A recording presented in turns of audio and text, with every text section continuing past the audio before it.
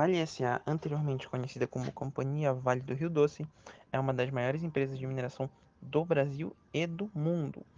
A Vale foi fundada em 1942 pelo governo brasileiro de Getúlio Vargas durante o período da Segunda Guerra Mundial, com o objetivo de extrair e comercializar o minério de ferro.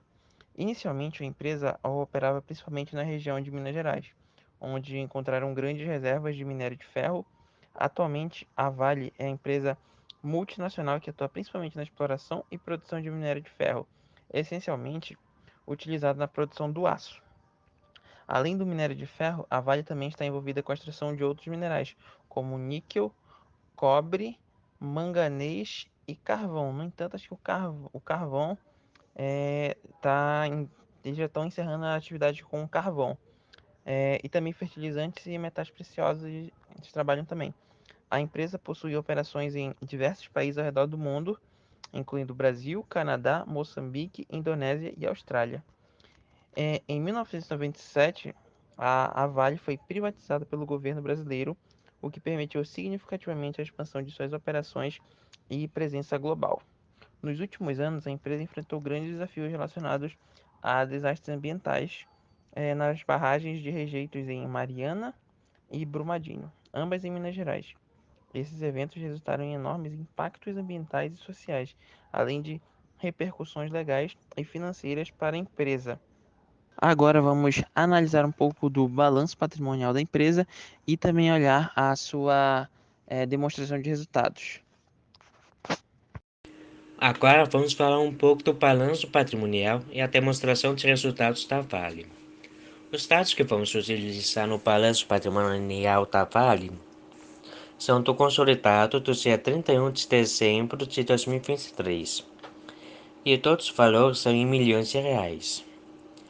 Começando pelos ativos, o total de ativos da Vale é de 455.984.000 reais. Esses ativos estão divididos entre ativos circulantes e não circulantes, onde os ativos circulantes representam 19,85% dos ativos totais e os não circulantes representam 80,15%.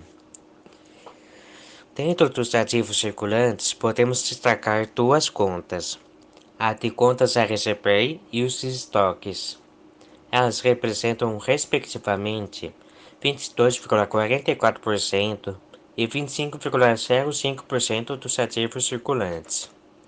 Os ativos não circulantes são distribuídos entre quatro subgrupos: os realizáveis a longo prazo, investimentos, intangíveis e imobilizado. Com relação ao total de ativos, os realizáveis a longo prazo constituem 14,43% dele. Os investimentos, 1,99%, os intangíveis, 12,35% e o imobilizado, 51,38%. Isso porque a Vale precisa de uma estrutura robusta e inúmeras máquinas para mineração e refino do material. Agora, o total de passivos mais o patrimônio líquido da Vale é de 455.984.000 reais, que estão divididos entre os passivos circulantes e não circulantes e o patrimônio líquido, onde o passivo circulante representa 15,56% desse valor. A conta com maior representatividade no passivo circulante é a de fornecedores e empreiteiros, que constitui 5,59% do total de passivos mais PL. O passivo não circulante constitui 40,95% dos passivos mais o patrimônio líquido. A conta com maior representatividade no passivo circulante é a de empréstimos e financiamentos, que constitui 12,36% do total de passivos mais o patrimônio líquido. Por fim, o patrimônio líquido da empresa, que é 43,49%, ou seja, o capital próprio da Vale, é menor que o capital de terceiros.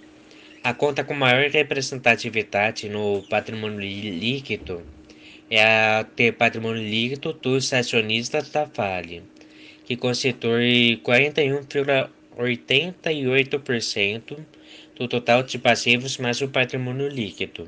Agora a gente irá falar um pouquinho sobre o capital circulante líquido e a demonstração de resultado da Vale em 2023. O capital circulante líquido da Vale é de 540 milhões. Com isso, a gente pode perceber que, em curto prazo, a Vale está faturando mais do que suas despesas e a composição de endividamento é de 56,50%, ou seja, metade dos recursos que a companhia tem para operar são oriundos de dívidas.